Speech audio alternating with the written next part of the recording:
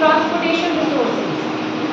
As shown here, around 5% of global greenhouse gas emission comes from healthcare sector.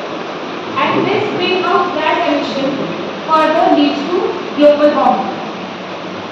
Then next is around 85% of healthcare waste is non-hazardous, which is generated from the industry.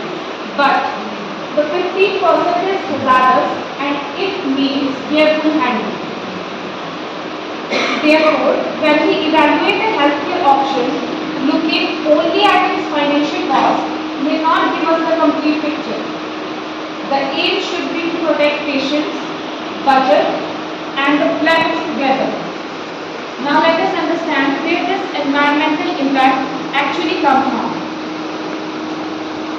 Environmental impact occurs throughout the entire life cycle of healthcare. It begins with manufacturing, where energy, raw materials, solvents, and water are required. Then comes transportation, which includes road, air, and packaging. Then next is the use phase. We have energy consumption, devices, and consumables. Only 0.8 kilogram of carbon dioxide equivalent. If both the options have the same health outcome, option B may offer better overall value from an environmental perspective, even though it has a higher financial cost. This demonstrates why the cheapest option is not necessarily the option with the lowest overall value. However, in the real world, pharmacoeconomic evaluation, we would need actual clinical, economic, and environmental data before making such a decision.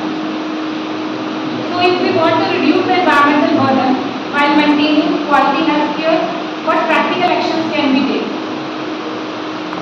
First is we can prevent unnecessary tests, procedures, and medicines. Second, choose wisely by preferring effective options with lower environmental burden. Third, reduce waste through appropriate ordering, reduce packaging, and correct waste segregation. The fourth is green the healthcare system through renewable energy, efficient buildings, greener procurement, and transport. The important message is that sustainability should work together with quality, safety, and efficiency. These changes require participation from the entire healthcare team. As pharmacists, what can you specifically contribute? Pharmacists can contribute to several practical actions. We can ensure medicines are prescribed and dispensed appropriately, help prevent medicine wastage, promote safe return and disposal, support green procurement, and participate in measuring and improving environmental performance. I would especially like to highlight one question: that can we achieve the same health outcome with less waste, less energy, or less pollution? This question can help us incorporate sustainability into everyday professional decisions. And when these small decisions are made across the healthcare system, they can collectively create a significant impact. With this understanding of the concept, its measurement, and the role of healthcare professionals, let me conclude. Healthcare protects human health, but it also has an environmental footprint. Pharmacoeconomics can therefore move beyond cost plus health outcomes and also consider environmental impact. Carbon, water, and waste indicators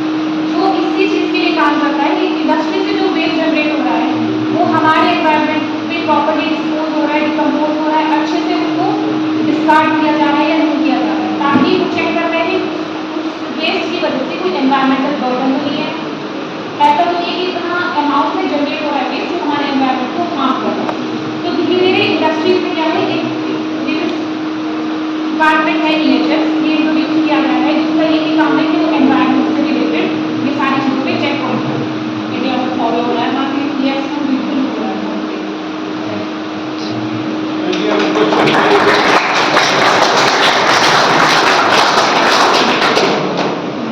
you, it's okay. Do you think these parameters are being followed by the pharmaceutical industries? Yes, sir. We are following that.